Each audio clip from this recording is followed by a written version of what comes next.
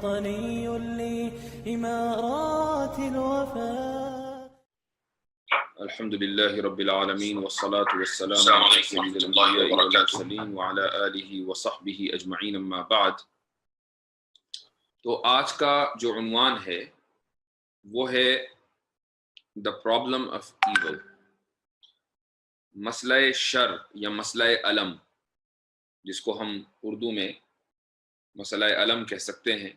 یعنی ایک انسان کو اس دنیا میں تکلیف کیوں پہنچتی ہے. ایک مسلمان کے اعتبار سے تو یہ بالکل واضح سی چیز ہے، لیکن ایتھیسٹ کا یہ بہت پرانا اور بڑا مشہور الزام ہے اہل مذہب کے اوپر. اور بجائے اس کے کہ میں اس کو اپنے الفاظ میں آپ لوگوں کے سامنے رکھوں، میں انشاءاللہ آرمین نوابی کی جو کتاب ہم پڑھ رہے ہیں اس کا اسکرین شاٹ آپ کے سامنے شیئر کروں گا اور اس کی چند عبارتیں پڑھ کر آپ کو سناؤں گا. تو اس سے اندازہ ہوگا کہ ان لوگوں کے نزدیک جو مسئلہ ہے، مسئلہ شر و علم یا The Problem of Evil، وہ کتنا اہم ہے، اس سے انشاءاللہ آپ کو اندازہ ہوگا. تو میں بھی اس کا اسکرین شاٹ شیئر کرتا ہوں.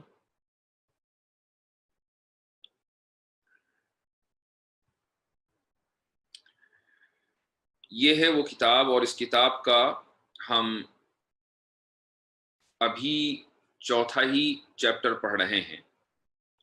چوتھا چیپٹر اصل میں اس لیے طویل ہو گیا کیونکہ اس چیپٹر میں اس شخص نے بہت سارے مسائل اٹھائے ہیں اور ہر مسئلے کا ظاہر ہے کہ جواب دینا بھی ضروری ہے. اس لیے چوتھا جو باب ہے اس کے اندر اس میں 3 کلاسز ہماری لگ رہی ہیں. تو مجھے امید ہے کہ آج کا جو درس ہوگا چوتھے چیپٹر کے اوپر آخری ہوگا. اس کے بعد انشاءاللہ ہم اگلے باب کی طرف بڑھیں گے.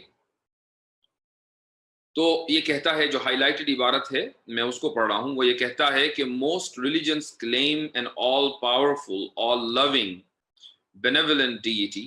However, physical reality often contradicts this claim. کہ اکثر مذاہب اس دنیا میں یہ دعویٰ کرتے ہیں کہ جو خدا ہے وہ قادر مطلق ہے، all powerful، قادر مطلق ہے، اس کے پاس قدرت کاملہ ہے، اور at the same time جہاں وہ قادر مطلق ہے وہیں وہ بہت ہی رحم والا، بہت محبت کرنے والا بھی ہے، رحمان ہے. لیکن جب ہم اپنے ارد گرد کی سچائی کو دیکھتے ہیں تو یہ سچائی اس دعوے سے متضاد نظر آتی ہے، اس دعوے کے مخالف نظر آتی ہے. Terrible things happen to people every day. ہر روز ہم دیکھتے ہیں کہ لوگ مختلف المناک صورتحال سے گزرتے ہیں. Children die tragically young.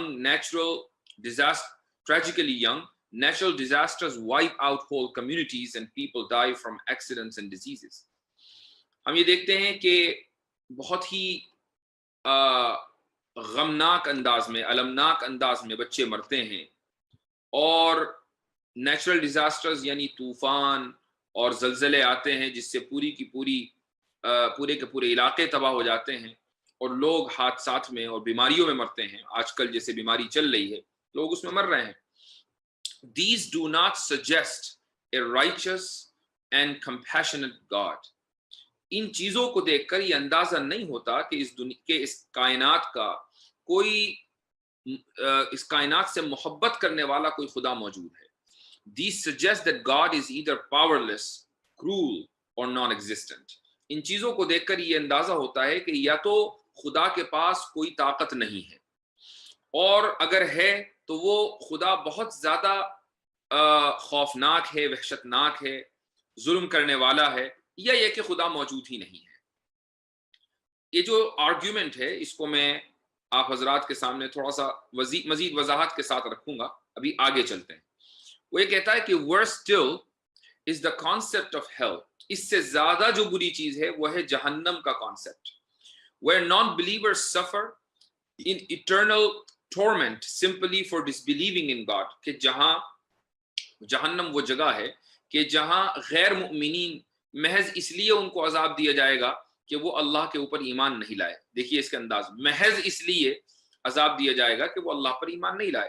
Indeed, this torture is supposedly granted even to theists who believe in the wrong gods. کہتا ہے کہ بلکہ یہ عذاب ان لوگوں، ان اہل مذہب پر کو بھی دیا جائے گا جو ایک غلط مذہب یا غلط خدا میں یقین رکھتے ہیں. مثلا اہل اسلام کے نزدیک ہندوؤں کو یا کرسچنز کو یا عیسائیوں کو جو بھی رسول اللہ صلی اللہ علیہ وسلم کا کلمہ نہ پڑھیں ان کو عذاب دیا جائے گا. یہی صورتحال کرسچنز کے یہاں ہے. If the Christian religion is the right one, every Muslim, Hindu, Buddhist and Jew would burn in hell for eternity. کہ اگر عیسائیت کا جو مذہب ہے وہ درست ہے تو ہر مسلمان، ہر ہندو، ہر بدھسٹ اور یہودی جہنم میں جلے گا. اور اس نے پھر حوالہ دیا ہے بائبل کا. And this rule is the same for other religions that believe in the concept of hell such as Islam. کہتا ہے کہ یہی کانسیپٹ دوسرے مذاہب میں بھی ہے کہ جن مذاہب میں بھی جہنم کا تصور ہے وہاں پر بھی ایسا ہی ہے کہ اگر کوئی شخص اسلام میں یقین نہیں رکھتا ہے، اگرچہ وہ خدا میں یقین رکھتا ہو، تو اس کے بارے میں مسلمانوں کا یہی عقیدہ ہے کہ وہ جہنم میں جائے گا. And whoever desires other than Islam، یہ قرآن کی آیت اس نے سورہ نمبر 3 اور آیت نمبر 85 اس کو کوٹ کیا ہے.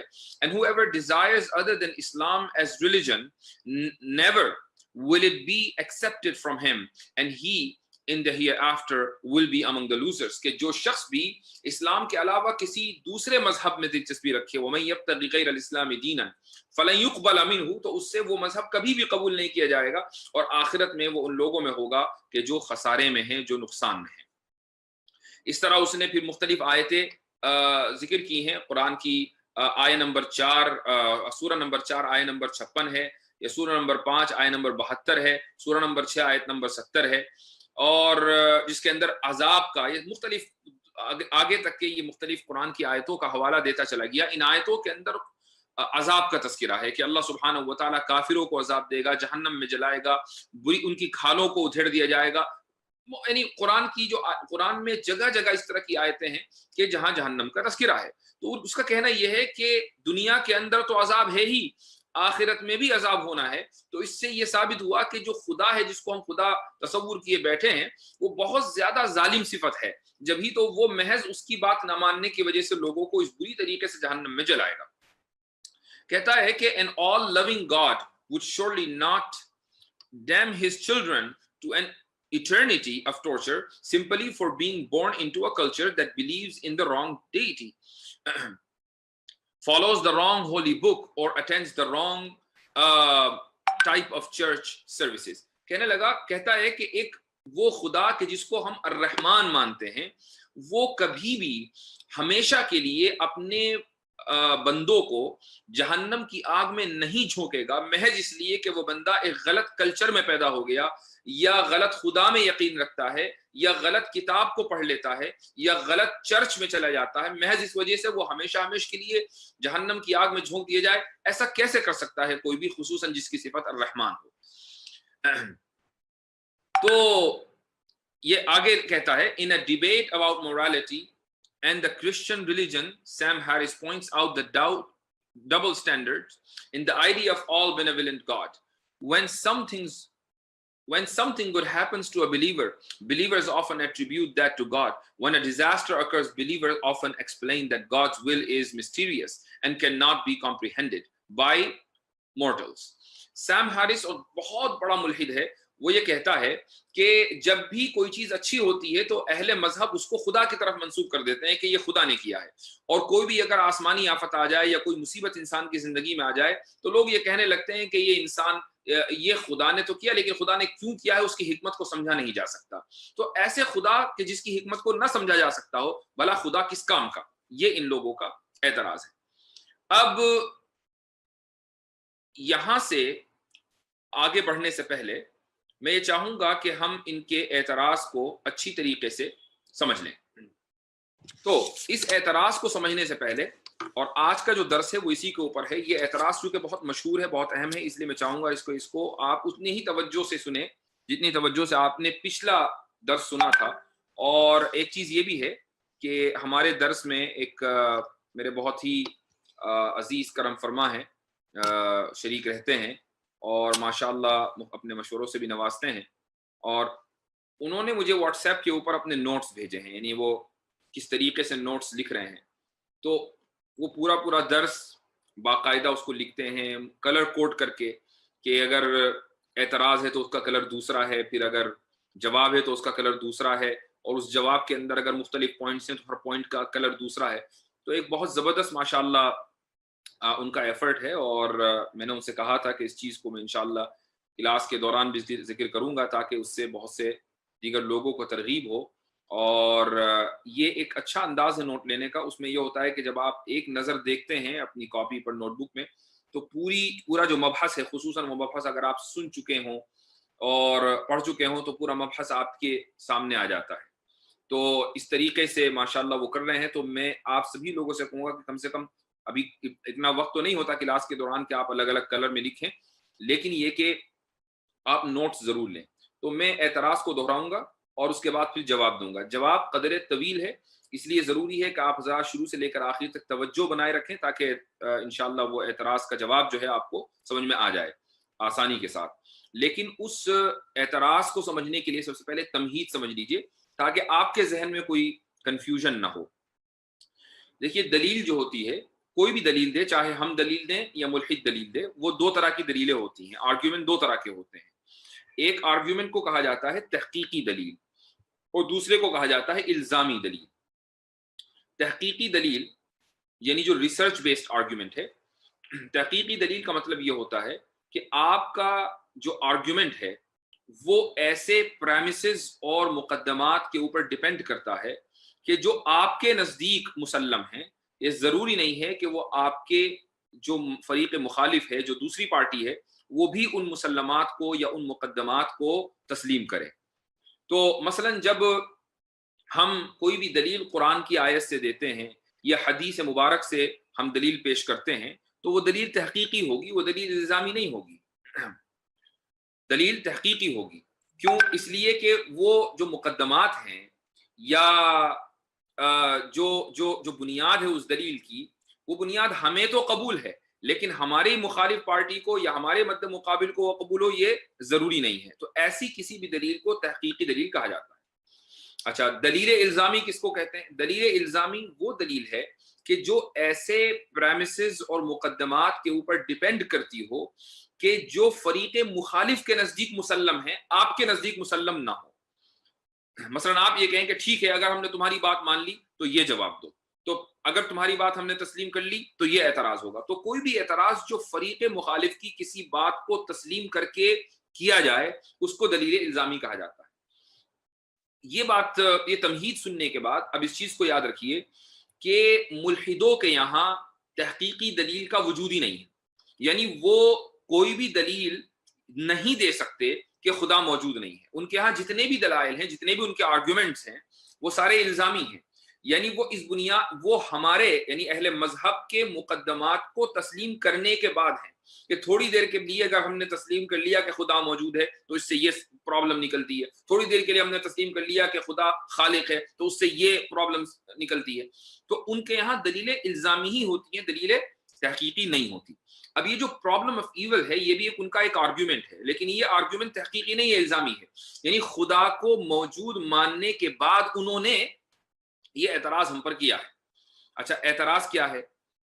اعتراض یہ ہے کہ اگر خدا موجود ہے تو ظاہر ہے اس کی صفات بھی ہوں گی، اور اس کی صفات اور کوالٹیز میں اس کا رحمان ہونا اور اس کا قادر مطلق ہونا سارے اہل مذہب تسلیم کرتے ہیں.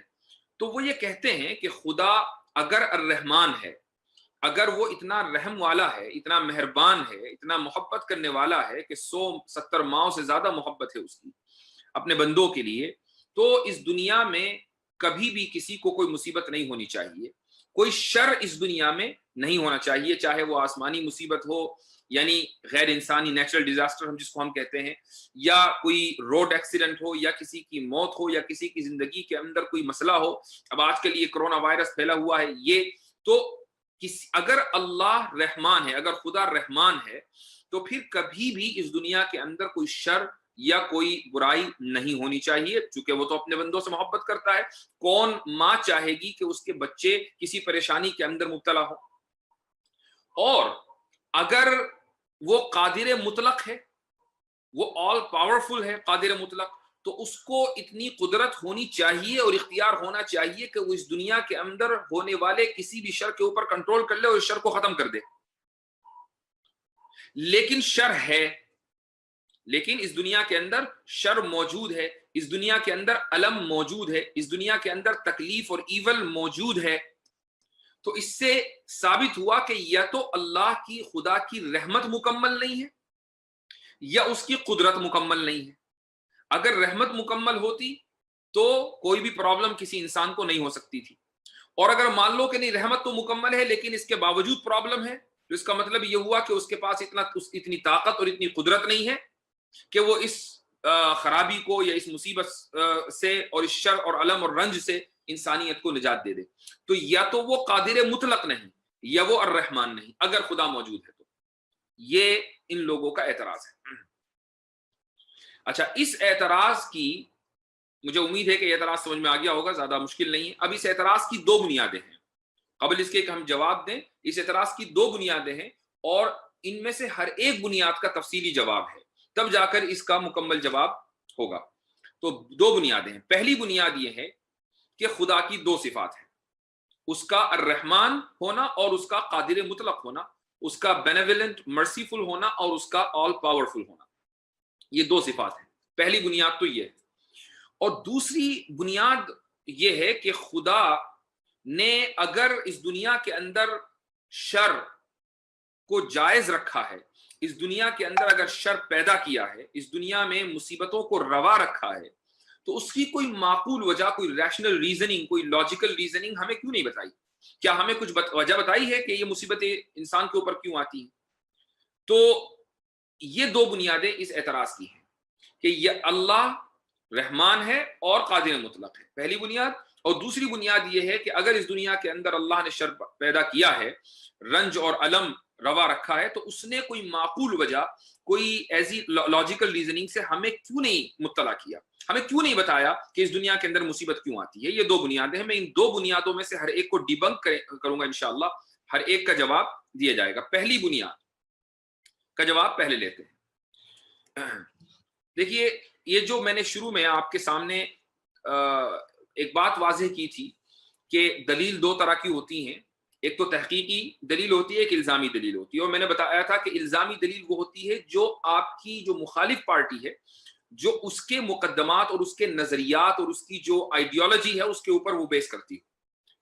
تو ہم یہ کہتے ہیں ملحدوں سے کہ بھائی آپ نے یہ کہا کہ خدا اگر رحمان ہو اور قادر مطلق ہو تو پھر اس دنیا میں شر نہیں ہونا چاہیے تھا، چونکہ شر ہونے کا مطلب ہے، ایول ہونے کا مطلب ہے کہ یا تو وہ رحمان نہیں ہے یا قادر مطلق نہیں. میں نے ابھی یہ اعتراض کیا. اس کے بارے میں ہم یہ کہتے ہیں کہ یہ جو تم نے خدا کے بارے میں تصور قائم کیا ہے یہ آدھا پیکج ہے. جب آپ کوئی چیز لیتے ہیں تو پورا پیکج لینا پڑتا ہے. ایسا نہیں کہ اپنی مرضی سے کوئی بھی چیز پک کر لی. خدا کی صرف یہی دو صفات نہیں ہے کہ وہ الرحمان ہو اور قادر مطلق ہو اور باقی کچھ نہ ہو، ایسا تو نہیں ہے. خدا کی بہت ساری صفات ہیں. ان میں سے ایک اور اہم صفات ہے جس کو ہم کہتے ہیں الحکیم، یعنی اس کا ہر فیصلہ حکمت والا ہے. اس کا کوئی بھی کام ایسا نہیں ہے جو حکمت سے خالی ہو. اس کا اگر اس کی مرضی سے، اور ہر چیز پتہ بھی اس کی مرضی سے ہلتا ہے، تو اگر اس دنیا کے اندر سونامی آیا، اس دنیا کے اندر وبائیں پھیلی، اس دنیا کے اندر بلائیں پھیلی، اس دنیا کے اندر کوئی شخص بیمار ہوا، کوئی شخص کار ایکسیڈنٹ کے اندر مرا، کوئی شخص کسی بھی حادثے سے گزرا ہے، اس کے اندر کوئی نہ کوئی حکمت ہے. اس لیے کہ اللہ سبحانہ و تعالیٰ صرف الرحمن اور قادر مطلق ہی نہیں ہے بلکہ ساتھ میں الحکیم بھی ہے. اب کوئی یہ کہے کہ بھائی یہ کیا بات ہوئی، اس میں کسی کے مرنے میں خدا کی حکمت کیا ہے، کسی کے کار ایکسیڈنٹ سے ہلاک ہو جانے میں کیا خدا کی حکمت ہوئی، کہیں بیماری آ گئی اس سے لاکھوں لوگ تباہ ہو گئے، برباد ہو گئے، اس میں خدا کی کیا حکمت ہے؟ یہ تو کوئی حکمت نہ ہوئی. تو اس کا جواب یہ ہے کہ ایسی بے بنیاد باتوں کو آرگیومنٹ فرام اگنورنس کہا جاتا ہے فلسفے کی زبان میں. آرگیومنٹ فرام اگنورنس کا مطلب ہے کہ جہالت کی بنیاد پر دلیل دینا، یعنی مجھے پتہ نہیں ہے اس لیے موجود نہیں، اس لیے فلاں چیز موجود نہیں. اس کو آرگیومنٹ فرام اگنورنس کہتے ہیں. جتنے بھی ملحد ہیں وہ خدا پر اس لیے یقین نہیں رکھتے چونکہ خدا کے موجود ہونے کا انہیں یقین نہیں ہوتا. وہ یہ کہتے ہیں کہ ہمیں خدا کے ہونے کا یقین نہیں، لہذا خدا موجود نہیں ہے. بھائی آپ کو یقین نہیں ہے، یہ آپ کی پرابلم ہے. اس کا مطلب یہ تو نہیں ہوگا کہ چونکہ آپ کو معلوم نہیں ہے کہ خدا موجود ہے یا نہیں لہذا خدا موجود نہیں ہے، یہ کوئی دلیل نہ ہوئی، تو اس کو آرگیومنٹ فرام اگنورینس کہتے ہیں۔ تو آپ کو اگر خدا کی حکمت کا اندازہ نہیں ہے تو اس کا مطلب یہ نہیں ہے کہ خدا حکیم نہیں ہے، آپ کو پتا ہو یا نہ ہو کہ خدا کی حکمت کیا ہے، اس کے باوجود خدا الحکیم ہے۔ اس کی ایک مثال میں دیتا ہوں، مثال یہ ہے کہ مثلا کسی گھر میں ایک بچہ ہے اور اس بچے کو چاکلیٹ کھانے کا شوق ہے، لیکن ماں باپ اس کو ہمیشہ چاکلیٹ سے منع کرتے ہیں، کبھی کبھار تھوڑی بہت دے دی، لیکن وہ بہت زیادہ چاکلیٹ اس کو چاہیے، دن رات اس کو چاکلیٹ کھانی ہے، ٹافی کھانی ہے، تو والدین اس کو منع کرتے ہیں۔ بچے کو یقیناً غصہ آتا ہے کہ مجھے میری پسند کی چیز نہیں دی جا رہی ہے، وہ روتا ہے، چلاتا ہے، لیکن اس کو اس وقت چاکلیٹ نہ دیے جانے کی حکمت کا اندازہ نہیں ہوتا۔ وہ یہ سمجھتا ہے کہ میرے والدین میرے اوپر ظلم کر رہے ہیں مجھے چاکلیٹ نہ دے کر، اسی لیے وہ روتا ہے، یہ اس کی تکلیف ہے، وہ اس تکلیف کا اظہار کرتا ہے رو کر۔ لیکن جب وہ بڑا ہو جاتا ہے، جب وہ بڑا ہو کر خود باپ بنتا ہے، یا وہ بچی بڑے ہو کر خود ماں بنتی ہے اور اس کے ہاں اولاد ہوتی ہے، تو وہ بھی اسی طریقے سے اپنے بچوں کے ساتھ کرتے ہیں کہ وہ اپنے بچوں کو اتنی زیادہ چاکلیٹ نہیں دیتے، چونکہ اب وہ جوان ہو کر بڑے ہو کر ان کے اندر جو حکمت کا لیول تھا وہ میچور ہو گیا۔ اب ان کو سمجھ میں آنے لگا کہ ایک بچے کو اگر بہت زیادہ چاکلیٹ دی جائے تو یہ اس کے لیے نقصان دہ ہے۔ تو ایسے ہی ہماری مثال ہے کہ ہم ابھی اس لیول پر ہیں ہی نہیں کہ جہاں ہم خدا کی حکمت کا مکمل ادراک کر سکیں۔ یہی وجہ ہے کہ بہت سے لوگ جب ان کے اوپر کوئی مصیبت آتی ہے، پریشانی آتی ہے، تو وہ یہ سمجھتے ہیں کہ خدا نے یا بنانے والے نے ان کے اوپر ظلم کیا ہے، بنانے والے نے ان کے اوپر ظلم کیا ہے، اور وہ خدا کی حکمت کو نہیں سمجھ پاتے، جیسا کہ ایک بچہ اپنے والدین کی حکمت کو نہیں سمجھ پاتا۔ اب آپ کو ایک اور مثال دیتا ہوں، ہم زندگی میں کتنی ہی مرتبہ بغیر حکمت کو سمجھے اپنی کم علمی اور کم عقلی کا اعتراف کرتے ہوئے دوسرے کی بات مانتے ہیں۔ مثال کے طور پر آپ کسی ڈاکٹر کے پاس جائیں اور ڈاکٹر آپ کو یہ کہے کہ بھائی آپ کو یہ بیماری ہے اور اس بیماری کا علاج یہ ہے کہ آپ کے آپریشن ہوگا، اور آپریشن اس طریقے سے ہوگا کہ آپ کو انستھیزیا دیا جائے گا، بے ہوشی کا انجیکشن دیا جائے گا، اس کے بعد آپ کے جسم کے اندر انسیژن یعنی چیر پھاڑ ہوگی، اور اس میں سے فلاں چیز جو ہے رسولی ہو گئی مثلا، اس کو نکالا جائے گا، اس کے بعد اس کو سیا جائے گا، اس کے بعد آپ ہوش میں آئیں گے، لیکن ریکوری کے اندر اتنے مہینے لگیں گے، آپ کو تکلیف ہوگی۔ لیکن کتنی مرتبہ ایسا ہوتا ہے کہ وہ آدمی جو میڈیکل فیلڈ کا نہیں ہے، اس کو پتہ نہیں ہے، وہ اپنی کم علمی اور کم عقلی کا اعتراف کرتے ہوئے اس ڈاکٹر کی بات کے اوپر ایمان لے آتا ہے کہ ہاں جی ٹھیک ہے آپ کہہ رہے ہیں تو بات صحیح ہوگی کہ میرا علاج یہی ہے کہ آپریشن تھیٹر میں مجھے لے جایا جائے، مجھے تکلیف دی جائے، میں 1 مہینے تک تکلیف میں رہوں، لیکن مجھے امید ہے کہ آگے چل کر میں بہتر ہو جاؤں گا۔ تو یہ کم علمی اور کم عقلی کا ایک انسان دن رات اعتراف کرتا ہے اب ڈاکٹر کے سامنے۔ تو کیا وجہ ہے کہ ملحد یہ مطالبہ کرتا ہے کہ اللہ کی جو حکمت ہے نا وہ مجھے سمجھ میں آنی چاہیے، تو ڈاکٹر کی حکمت تو آپ کو سمجھ میں نہیں آتی، بچے کو ماں باپ کی حکمت سمجھ میں نہیں آتی، لیکن انسان یہ مطالبہ کر رہا ہے کہ اللہ کی مکمل حکمت اس کو سمجھ میں آنی چاہیے۔ یہ ہے ڈبل سٹینڈرڈ۔ اب سوال یہ ہے کہ کیا یہ ممکن نہیں ہے کہ خدا کی حکمت ہمیں سمجھ میں آ جائے؟ اس کا جواب میں دے دیتا ہوں۔ دیکھیے خدا جس ذات کا نام ہے وہ ذات لمیٹڈ نہیں ہے، ایسا نہیں کہ ہم اس کو کسی لمیٹیشنز کے اندر باؤنڈ کر دیں۔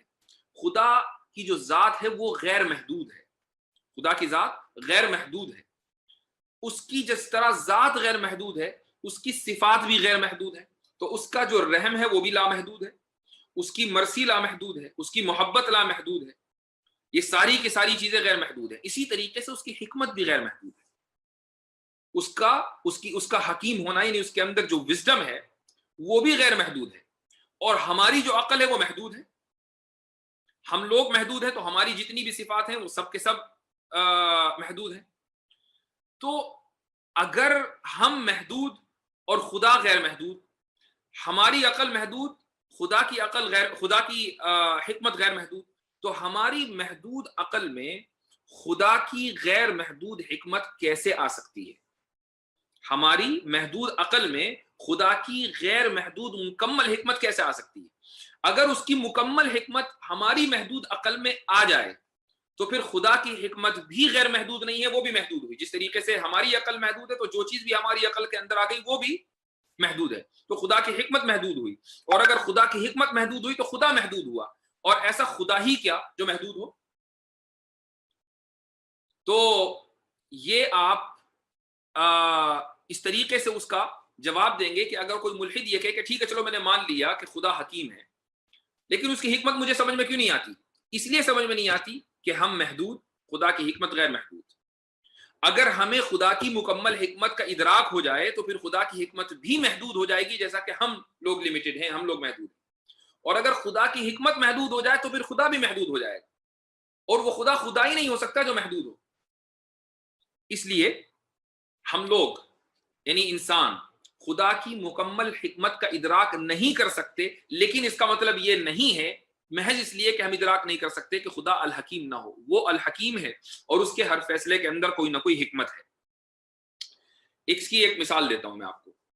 کوئی آدمی یہ کہہ سکتا ہے کہ بھائی ایک بچہ سڑک پر جا رہا تھا، دوسرے آدمی نے اس کو قتل کر دیا، اس کے سر کو تن سے جدا کر دیا۔ یہ بچہ بھی تکلیف سے گزرا، بچے کے والدین بھی تکلیف سے گزرے، بہت سارے لوگ جو وہاں اس منظر کو دیکھ رہے تھے ان کو بھی بڑا رنج اور غم ہوا کہ ایک بچے کو اس طریقے سے مار دیا گیا، اس کا کیا قصور تھا؟ ظاہر ہے کہ کوئی بھی آدمی اس کو جسٹیفائی نہیں کر سکتا۔ یعنی یہ ایک ایسا کرائم ہے کہ جس کو کسی بھی طریقے سے درست قرار نہیں دیا جا سکتا، یہ مورالٹی اور اخلاقیات کے نہایت خلاف ہے، اس میں کوئی شک نہیں۔ تو اس میں کیا حکمت ہوگی اللہ کی، خدا کی، کہ اس بچے کو تکلیف دی، اس کے والدین کو تکلیف سے گزارا؟ اس میں ایسی کیا حکمت ہو سکتی ہے؟ اس میں تو کوئی حکمت نہیں ہوگی۔ اس سے ثابت ہوا کہ دنیا میں بہت سے کام ایسے ہیں کہ جن میں کوئی حکمت نہیں۔ اس کا جواب میں دینا چاہوں گا، وہ جواب یہ ہے کہ آپ اگر ٹائم ٹریولنگ کی جو تھیوری ہے اس کو پڑھیں، انٹرنیٹ کے اوپر بہت سارے بلاگز ہیں ایسے جن میں لوگ ٹائم ٹریول کے بارے میں بات کرتے ہیں کہ ہم ٹائم میں اگر ٹریول کر سکیں تو اس کی کیا پاسبلٹیز ہیں، کہ ہم اگر اپنے مستقبل میں چلے جائیں یا اپنے ماضی میں چلے جائیں، پاسٹ میں چلے جائیں، فیوچر میں چلے جائیں، تو ہم کیا کریں گے۔ تو اس طرح کے بہت سارے بلاگز بنے ہوئے ہیں۔ بہت سے جو سیریس قسم کے لوگ ہیں، جو ایتھیسٹ ہیں یا جو ویسٹرن سویلائزیشن میں پروردہ ہیں، وہ لوگ انہی لوگوں کے بلاگز ہیں۔ ان کے یہاں ایک بہت مشہور جملہ ہے، یعنی وہ کسی ایک آدمی کا جملہ نہیں ہے، اگر آپ اس جملے کو گوگل پر ڈالیں گے تو آپ کو ہر دوسرے بلاگ کے اوپر جو بھی ٹائم ٹریول سے ریلیٹڈ بلاگ ہوگا اس پہ جملہ نظر آئے گا۔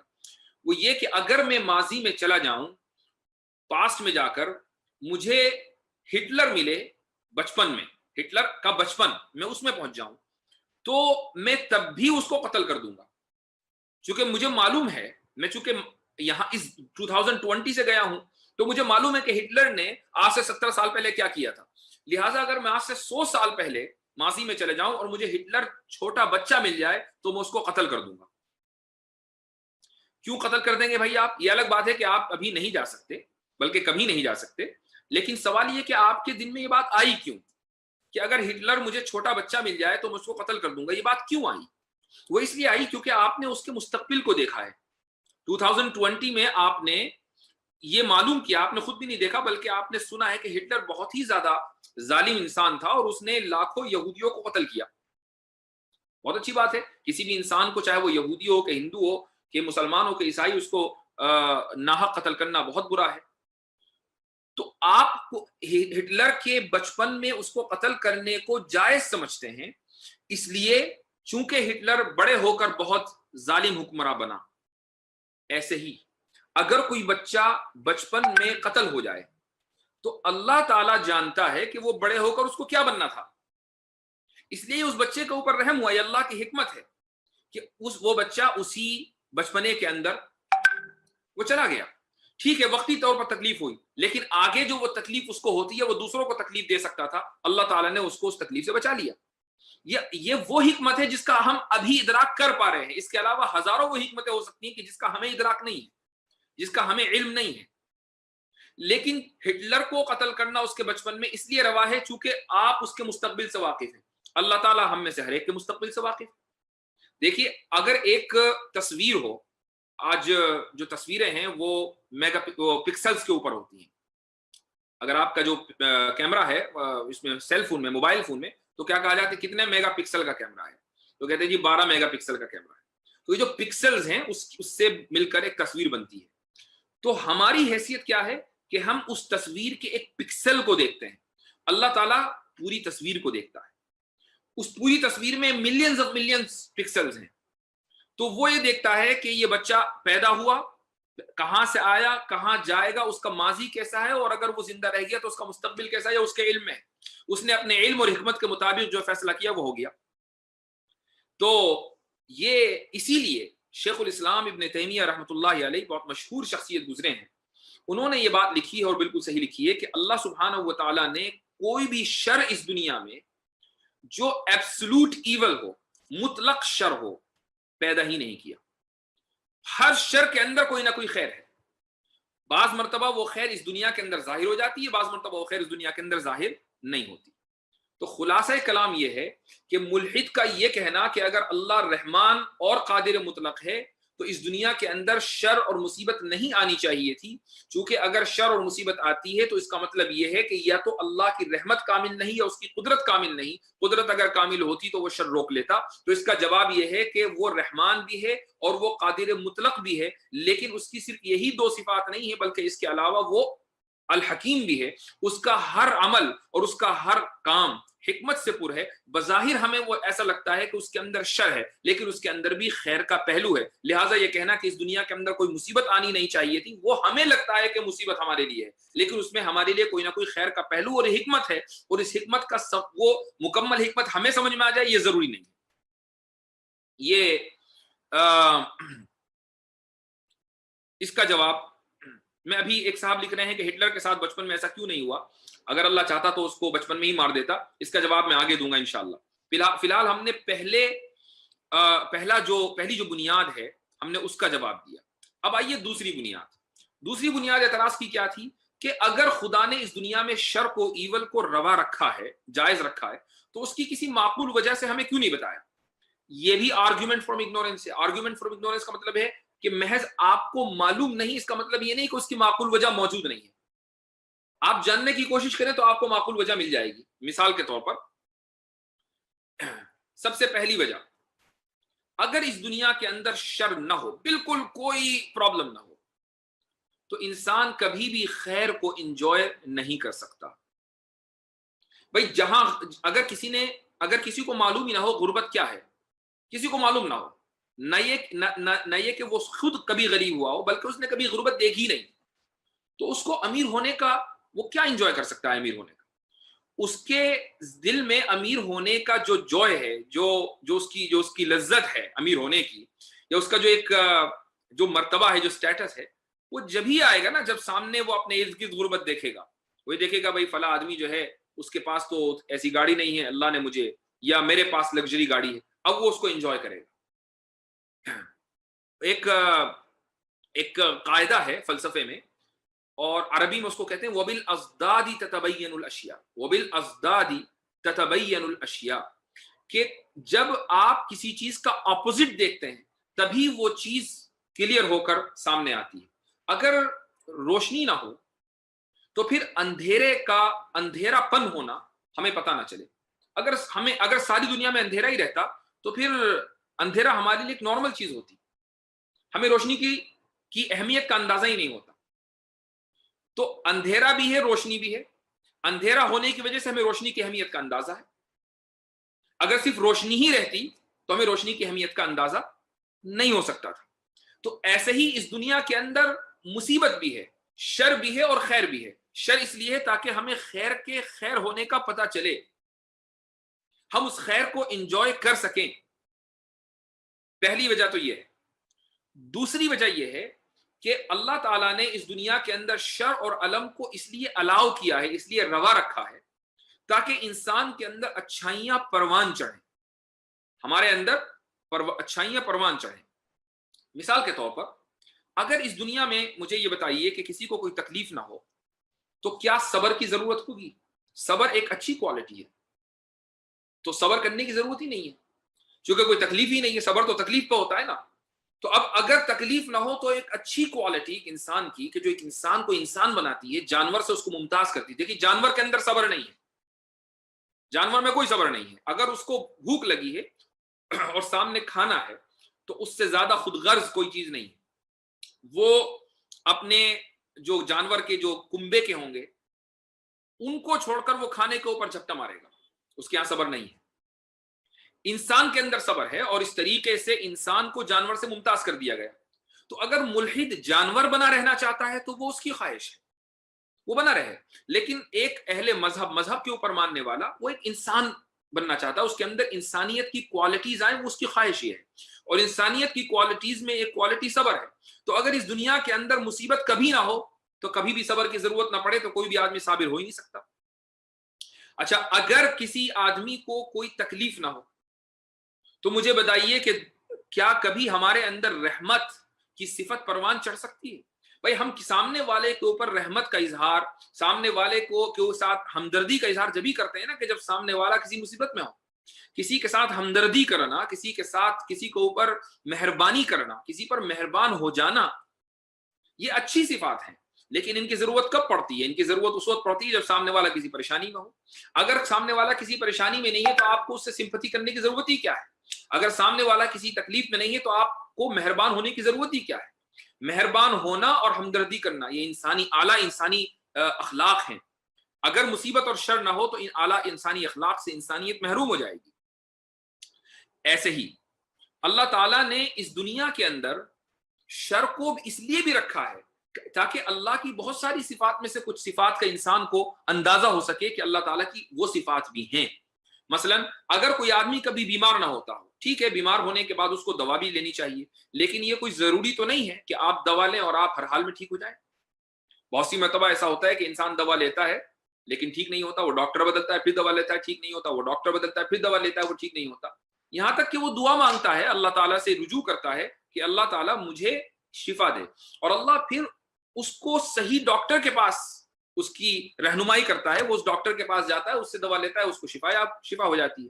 بلکہ بعض مرتبہ اگر ہم یہ ایک مجرب چیز ہے، اس کا تجربہ کوئی بھی انسان کر سکتا ہے کہ جو دوا اللہ کا نام لے کر کھائی جائے اس دوا سے شفا ہوتی ہے، اور بعض مرتبہ ہم اللہ کا نام لے کر دوا نہیں کھاتے تو دوا لیتے رہتے ہیں لیکن اس سے کوئی شفا نہیں ہوتی۔ تو اگر بیماری نہ ہو تو اللہ کا الشافی ہونا، شفا دینے والا ہونا کبھی بھی انسان کو پتہ نہ چل سکے، اس لیے اللہ تعالیٰ نے بیماری رکھی تاکہ اس کا الشافی ہونا پتہ چل جائے۔ ایسے ہی آخری چیز، اللہ تعالیٰ نے شر اور علم، مصیبتیں اس دنیا میں اس لیے رکھی ہیں تاکہ ہم اپنی فری ول اور آزادی اظہار رائے کی ایکسرسائز کر سکیں، یعنی ہم اس کو اختیار کر سکیں۔ مثلا ایک مثال میں آپ کو دیتا ہوں کہ آپ کسی اسکول میں گئے، وہاں آپ کا امتحان ہوا، اور امتحان میں آپ کے مثلا 10 سوال کوشچن پیپر پر آئے اور 10 کے 10 کریکٹ ہیں، کوئی بھی کوشچن جو ہے وہ غلط نہیں ہے، یعنی ملٹیپل چوائس ہے، مثلا وہ کوشچن جو ہے ملٹیپل چوائس کا ہے۔ ملٹیپل چوائس کا مطلب یہ ہوا کہ ایک کوشچن دیا اور اس کے 3 آپشن ہیں کہ وہ کوئی بھی آپشن کریکٹ ہو سکتا ہے، تو آپ کریکٹ آپشن کو چوز کریں، تینوں کے تینوں صحیح ہیں، اس طرح ہر سوال کے 3 آپشن ہیں، تینوں کے تینوں صحیح ہیں، تو آپ مجبور ہیں کہ آپ صحیح جواب کو ہی اختیار کریں۔ آپ غلط جواب کو اختیار کر ہی نہیں سکتے کیونکہ غلط جواب ہے ہی نہیں۔ لیکن اگر اس ایگزام پیپر میں صحیح جواب بھی ہو اور غلط جواب بھی ہو اور آپ کو یہ کہا جائے کہ آپ صحیح جواب کا انتخاب کریں، تو آپ اب آزادی کے ساتھ غلط جواب کو چھوڑ کر صحیح جواب کو اختیار کریں گے۔ تو اس دنیا کے اندر اچھائی بھی ہے اور برائی بھی ہے، وہ اس لیے ہے تاکہ ہم آزادی کے ساتھ، فری ول کے ساتھ اس اچھائی کا کوئی اختیار کریں اور برائی کا کوئی اختیار نہ کریں۔ تو برائی کو جو بنایا گیا ہے، برائی کو بنانا، اللہ تعالیٰ نے برائی کی تخلیق کی ہے لیکن اس کے اندر بھی خیر کا پہلو ہے۔ برائی کو بنانا ہمارے امتحان کے لیے ہے، ہماری آزمائش کے لیے ہے، اور ان ساری وجوہات کی بنا پر ہے جو میں نے ابھی بیان کی ہے۔ مثلا خیر کو خیر پہچاننا، یا یہ کہ اللہ کے الشافی ہونے کو جاننا، یا یہ کہ ہمارے اندر اعلیٰ انسانی صفات کو پروان چڑھانا، مثلا مہربان ہونا اور یا اسی طریقے سے ہمدردی کرنا وغیرہ وغیرہ۔ تو یہ ساری ان وجوہات کی بنیاد پر اللہ تعالیٰ نے اس دنیا کے اندر علم بھی رکھا ہے اور شر بھی رکھا ہے۔ تو شر کا بنانا برا نہیں ہے، شر کا اختیار کرنا برا ہے۔ انسان برا اس وقت بنتا ہے جب وہ شر کو اختیار کر لیتا ہے۔ شر کا بنانا یہ برا نہیں ہے، وہ تو اس لیے ہے، مثال کے طور پر ایک ٹیچر ہے، اگر وہ آپ سے سوال پوچھتا ہے اور ملٹیپل چوائس ہے، اس نے 3 آپشن دیے ہیں، اس میں سے 2 آپشن غلط ہیں اور 1 صحیح ہے، تو آپ یہ نہیں کہہ سکتے ٹیچر سے کہ بھئی ٹیچر بڑا ظالم ہے، اس نے سوال کے اندر جو ہے 3 آپشنز میں 2 غلط لکھے ہیں اور 1 صحیح۔ وہ ٹیچر اپنا کام بالکل صحیح طریقے سے انجام دے رہا ہے. یہ حکمت ہے کہ وہ آپ سے وہی اسی طریقے سے سوال پوچھے تاکہ آپ اپنی فری ول کا انتخاب کر کے صحیح جو جواب ہے اس کو چنیں. ایک لاسٹ پوائنٹ اور بیان کرتا ہوں, وہ یہ کہ خیر اور شر اور علم کا جو مسئلہ ہے, ملحد کے ذہن میں جو مسئلہ آتا ہے وہ اس لیے آتا ہے کہ وہ رانگ ریفرنسنگ کرتا ہے. رانگ ریفرنسنگ کا کیا مطلب ہے؟ یعنی وہ شر کو جہاں اس کو منسوب کرنا چاہیے وہاں منسوب نہیں کرتا بلکہ غلط جگہ منسوب کر دیتا ہے. وہ یہ سمجھتا ہے کہ شر اس دنیا میں جو بھی ہے وہ خدا کی وجہ سے, اگر میں خدا کو مان بھی لوں تو شر اس دنیا میں خدا کی وجہ سے. حالانکہ یہ غلط ہے. اس دنیا میں شر خدا نے پیدا تو کیا ہے لیکن وہ شر بھی ایبسولوٹ ایول نہیں ہے, مطلق شر نہیں ہے, اس کے اندر خیر کا پہلو ہے. لیکن اگر وہ شر ہماری زندگی میں ہے تو اس کا سبب ہم خود ہیں, اس کا کاز ہم خود ہیں. خلق پیدا اللہ نے کیا ہے, سبب ہمیں. اس فرق کو ذہن میں رکھیے گا. اور وہ بعض مرتبہ ایسا ہوتا ہے کہ شر کا یا مصیبت کا جو سبب ہے انسان خود ہوتا ہے. مثلا ایک آدمی بڑی ریش ڈرائیونگ کر رہا ہے اور اس اوور اسپیڈنگ کر رہا ہے, اور اس اوور اسپیڈنگ اور ریش ڈرائیونگ کے نتیجے میں اس کی کار کا ایکسیڈنٹ ہو جاتا ہے, وہ آدمی مر جاتا ہے. تو سبب کون ہوا؟ ڈرائیور ہوا نا. ڈرائیور نے ریش ڈرائیونگ کی تو سبب وہ ہوا. بعض مرتبہ کوئی دوسرا شخص جو اس کے معاشرے میں ہے وہ سبب بنتا ہے. مثلا ایک آدمی ڈرائیو کر رہا ہے, بالکل احتیاط کے ساتھ ڈرائیو کر رہا ہے, اپنی لین میں چلا جا رہا ہے اور قانون کو فالو کر رہا ہے, لیکن دوسری طرف سے ایک گاڑی آ رہی ہے, وہ اس میں ریش ڈرائیور بیٹھا ہوا ہے, وہ قانون کو فالو نہیں کر رہی ہے, اس آدمی نے اس آدمی کی گاڑی کو مارا اور یہ آدمی مر گیا. تو سبب کون ہوا؟ دوسرا انسان ہوا جو اس کے معاشرے میں ارد گرد ہے. بعض مرتبہ پورا معاشرہ سبب بنتا ہے. مثال کے طور پر اس دنیا کے اندر اور دنیا کے تقریباً ہر ملک میں اس وقت کرونا وائرس کی وبا ہے. بہت سے ملکوں میں, جن میں ہمارا ملک بھی ہے, جس میں انڈیا بھی ہے, پاکستان بھی ہے, جو غریب ممالک ہیں, وہاں پر کیا ہو رہا ہے؟ وینٹیلیٹرز کی کمی ہے.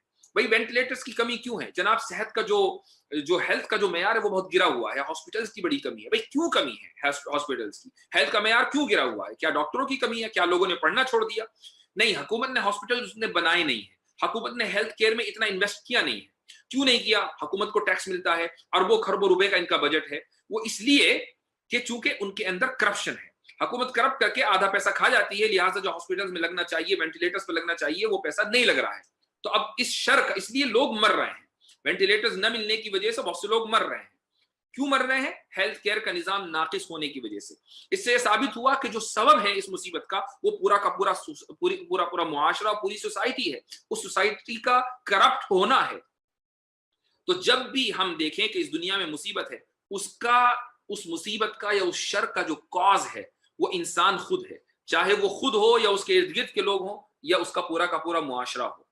ہاں, اس شر کو الاؤ اللہ نے کیا ہے, خدا نے کیا ہے, اور اس شر کے اندر بھی کوئی نہ کوئی خیر کا پہلو ہے, اس لیے اس کو الاؤ کیا ہے. اور وہ خیر کے پہلو کیا ہیں وہ میں بیان کر چکا ہوں. لہٰذا پہلی بنیاد جو اعتراض کی تھی کہ خدا کی دو صفات ہیں, اس کا جواب یہ دیا کہ خدا کی صرف دو ہی صفات نہیں بلکہ بہت ساری صفات ہیں, ان میں ایک صفت الحکیم ہونا بھی ہے, اور اس کے بعد میں نے اس کی تفصیل بیان کی. اور دوسری بنیاد کہ اگر خدا واقعی الحکیم ہے تو اس نے کیا اپنی کسی حکمت سے, جو شر کے تعلق سے جو حکمت ہے, مصیبت کے تعلق سے جو حکمت ہے, اس کی کسی معقول وجہ سے ہمیں آگاہ کیا. تو میں نے آپ کو اتنی ساری معقول وجہ بتا دی کہ یہ ساری معقول وجہ ہیں, اور صرف یہی وجوہات نہیں ہے بلکہ اس کے علاوہ اور بھی بہت ساری وجوہات ہیں کہ جو ہو سکتا ہے کہ میں اس سے آگاہ نہ ہوں لیکن دوسرے علماء اس سے آگاہ ہوں, سارے انسان اس سے آگاہ نہ ہو لیکن وہ معقول وجہ موجود ہو. ضروری تو نہیں ہے کہ ہر معقول چیز سے انسان کو معلوم ہی ہو, اس کا ادراکی انسان کو.